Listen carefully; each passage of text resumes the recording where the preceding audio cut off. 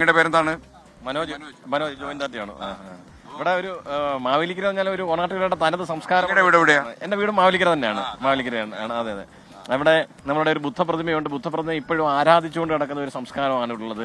തീർച്ചയായിട്ടും സാറ് പറഞ്ഞാൽ ഒരുപക്ഷെ തീർച്ചയായും യാദൃച്ഛികമായിരിക്കാം ഇങ്ങനെ ഒരു സ്ഥലം തന്നെ നമ്മൾ ഇതിനു വേണ്ടി തന്നെ ഇങ്ങനെ ശ്രീബുദ്ധനൊക്കെ നമ്മുടെ മനസ്സിലുള്ളത്. സാർ പറഞ്ഞ പോലെ തന്നെ ഈ ആഗ്രഹങ്ങളാണ് ദുഃഖത്തിന് കാരണം. അതാണ് ശരണം ഗച്ഛാമി. അതെ അതെ അതെ. അപ്പോൾ അങ്ങനെയുള്ള ഒരു സ്ഥലമാണ് നമ്മുടെ കൃഷ്ണസ്വാമി അമ്പലത്തിന്റെ മുമ്പിലാണ് നമ്മളിവിടെ നിൽക്കുന്നത്. അപ്പോൾ ഇവിടെ ഈ ലഹരിക്കെതിരെയുള്ള ഒരു വലിയൊരു ഡ്രൈവ് മോട്ടോർ വാഹന വകുപ്പ് ഇതിനോടൊപ്പം ചെയ്യുന്നുണ്ട്. ഡ്രൈവ് അവേ ഫ്രം ഡ്രഗ്സ് എന്നുള്ള ഒരു മെസ്സേജാണ് നമ്മൾ മോട്ടോർ വാഹന വകുപ്പ് നൽകിക്കൊണ്ടിരിക്കുന്നത്. അപ്പോൾ നമുക്ക് മനസ്സിലായ ഒരു കാര്യം, നമ്മൾ 3 ജില്ലയിൽ 6 ദിവസം പര്യടനം നടത്തി. അപ്പോൾ രഹസ്യമായിട്ടൊക്കെ നമ്മൾ പല ആൾക്കാരോടും സംസാരിച്ചപ്പോൾ ഞാൻ വിചാരിച്ച് ഏതെങ്കിലുമൊക്കെ ചില ഒറ്റപ്പെട്ട പള്ളിക്കൂടത്തിലുള്ള ചില പ്രശ്നങ്ങളേ ഉള്ളൂ. പക്ഷേ നമ്മൾ ഉദ്ദേശിക്കുന്നതിനേക്കാളും ആഴത്തിലും അതിതീവ്രവുമായിട്ട് ഇത് വ്യാപിച്ചു കഴിഞ്ഞു.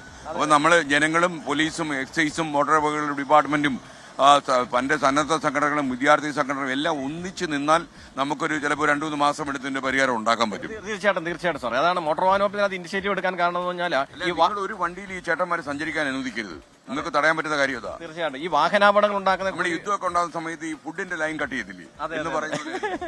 വാഹനാപകടങ്ങൾ കൂടുതൽ ഉണ്ടാക്കുന്നത് യുവാക്കളാണ്. യുവാക്കളിൽ ലഹരിയുടെ അമിതമായ ഉപയോഗവും ഈ വാഹനാപകടങ്ങൾക്ക് മുഖ്യ കാരണങ്ങളായി മാറുന്നതായിട്ടാണ് മോട്ടോർ വാഹന വകുപ്പ്. ഞാൻ ഇന്നലെ തിരുവല്ലയിൽ പ്രസംഗിക്കുമ്പോൾ ഞാൻ പറഞ്ഞു, നിങ്ങൾ വണ്ടിയിലൊക്കെ സഞ്ചരിക്കുമ്പോൾ പണ്ടൊക്കെ വണ്ടി എവിടെ കൊണ്ട് മുട്ടിയാലേ നമ്മൾ ഇറങ്ങുന്നൊരു വിലസല്ലോ, എന്തുകൊണ്ടാ വണ്ടി നോക്കി ഓടിച്ചുകൂടാ എന്നൊക്കെ ചോദിക്കുമല്ലോ. ഞാൻ പറഞ്ഞു, ഇനിയുള്ള കാലത്ത് പിള്ളേരൊക്കെ വണ്ടി കൊണ്ട് തട്ടിയാല് കാറിന് ഇറങ്ങരുത്, മാത്രമല്ല ചില്ല് പോലും താഴ്ത്തരുത്. അമ്മ ചില്ലിന്റെ മേളിൽ. അതെ അതെ അതെ അതെ. ഞങ്ങൾ ഉദ്യോഗസ്ഥരായിട്ടുള്ള ഞങ്ങളുടെ വാഹനങ്ങളുടെ മുൻപിൽ പോലും ഇതുപോലുള്ള അഭ്യാസങ്ങളാണ് ഇതുപോലുള്ള ലഹരി ഉപയോഗിച്ചുകൊണ്ട് കാണിക്കുന്നത്. തീർച്ചയായിട്ടും ലഹരിയുടെ ആ ഒരു അമിതമായ ഉപയോഗം മൂലമാണ് ഇങ്ങനെയുള്ള കാരണങ്ങൾ. അതായത് ഇത്തരം വണ്ടികൾ പാഞ്ഞു പോകാതിരിക്കാൻ ഈ മോട്ടോർ വാഹന വകുപ്പിന് എന്താ ചെയ്യാൻ പറ്റുക? കാരണം ഈ വാഹനങ്ങളിലാണല്ലോ ഇതൊക്കെ കൊണ്ടു നടക്കുന്നവന്മാര്. തീർച്ചയായിട്ടും മാധ്യമങ്ങളുടെയും പൊതുസമൂഹത്തിന്റെയും ഒരു സഹകരണം ഉണ്ടെങ്കിൽ മാത്രമേ ഇങ്ങനെയുള്ള വാഹനാപകടങ്ങളെയും ഇതുപോലുള്ള ലഹരിയുടെ ഉപയോഗത്തെയും തടയുകയുള്ളൂ. അതൊരു ഡിപ്പാർട്ട്മെന്റ് മാത്രം വിചാരിച്ചാൽ നടക്കുന്ന കാര്യങ്ങളല്ല ഇത്. ഞാൻ അവരുടെ ലോഗിൻ പറഞ്ഞിട്ട് വരട്ടെ. എന്തൊക്കെയാ വിശേഷങ്ങള്? നല്ല വിശേഷം സാറേ. Good morning sir. അറിയുന്നുണ്ട് സാറേ. Good morning sir. ധീരമായ നിലപാടെടുക്കണം. നിങ്ങൾ എടുക്കേണ്ട ഒരു സാധനത്തിന്റെ പേര് ഞാൻ 2 ദിവസമായിട്ട് പറഞ്ഞുകൊണ്ടിരിക്കുക. എന്തോന്നറിയാമോ, വലിയൊരു ആയുധം നിങ്ങളുടെ കയ്യിലുണ്ട്, ചൂല്. എടുത്തടിച്ച് വൃത്തിയാക്കണം. എവിടെയാ താമസിക്കുന്നത്? ചെട്ടികുളങ്ങര. ക്ഷേത്രത്തിൽ വന്നാണോ? അല്ല. ഹലോ. നമസ്കാരം സാറേ. എന്താ പേരെന്താ? എന്റെ പേര് അരൂപ്. അറിഞ്ഞിട്ട് വന്നാണ്. ലോട്ടറിയാണോ? ലോട്ടറിക്കാർക്കൊക്കെ ഇത്തിരി ബുദ്ധിമുട്ടുണ്ടോ? കച്ചവടം കുറവാന്ന് പറഞ്ഞു. അതെ, കച്ചവടം കുറവാ. എന്താ പറ്റിയത്? പ്രൈസ് കുറവാ, അതുകൊണ്ടാണ്. ഒരു ദിവസം എത്ര ലോട്ടറി ഒക്കെ വിൽക്കാൻ പറ്റും?